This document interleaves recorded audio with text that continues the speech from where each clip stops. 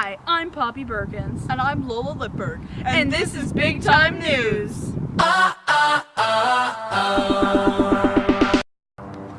First, let's talk about some of the people who made the 100 Years' War possible. First off, we have Charles IV, a French ruler. His death toppled the first domino in the chain of events that started the war. Another important figure was Edward III of England. He felt entitled to the throne of France after Charles died. Last but not least, Joan of Arc, who famously led the French to victory in one of their major battles. Wow, they all sound like real pieces of work. They certainly are, Lola. Now, why don't you tell us a bit about when this war happened? Well, Poppy, the war itself started in 1337, but it's really just a series of battles that continued on between the British and the French for 116 years. These battles finally ended in 1453, when the French claimed their victory. Whoa, that's pretty crazy, Lola. It really do be like that, Poppy. It really do. But the real question the fans want to know, where did this all go down? The answer? France. Though, some of the battles also took place in the area known today as the Netherlands. Riveting. Now it's time to talk to one of those important figures from earlier, don't you think, Lola? I certainly do, Poppy. Don't go away. We're about to give you an exclusive interview with the man, the myth, the legend himself, Edward III. So we're here outside in the cold to bring you an interview with the man who made the war possible, Edward III from England. I'm so happy to be here. Bet. Anyways, how are you today? I'm great today. Thanks for asking. That's chill. So tell me, why did you feel entitled to the throne? Well, Poppy, I'm entitled to the throne because I happen to be related to the late King of France. So yeah, I'm already the King of England. Why not add France to the list of places I rule? Wow, such entitlement.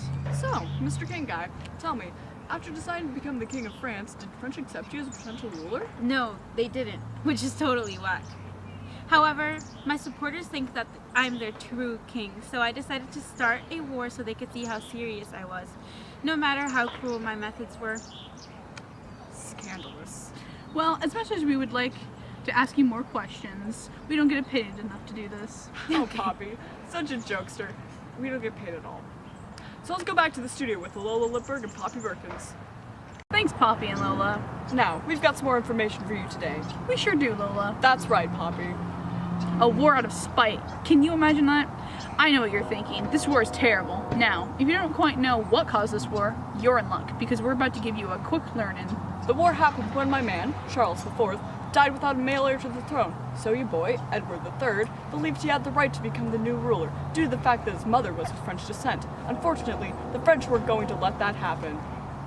Basically, the disagreement of who should get the throne sparked a 116-year war between the two countries. That's some spicy tea. Darn right it is, Poppy. But now I bet you're wondering how the French citizens were feeling while all this went down. I sure do. Stay tuned, because we got a small interview with one of the poor souls that had to fight in this war. We're back outside in the cold to bring you another interview, but with a different person, a soldier from the French side of the war, Bernard Wilkins. Delightful. Thanks for having me. It's our pleasure, Bernard. Now, tell us, what's it like fighting in this long war? Not gonna lie, it's been rough. These battles have been on and off for years now. Nobody wants to surrender and to give up the throne. Wow, that sounds pretty intense. How do you think you guys are going to pull it off? Well, recently we got some pretty nice new weapons. We've stopped using longbows and instead have gunpowder and cannons, which, let's be honest, are going to be way more effective and help the French win this war. Can't argue with that.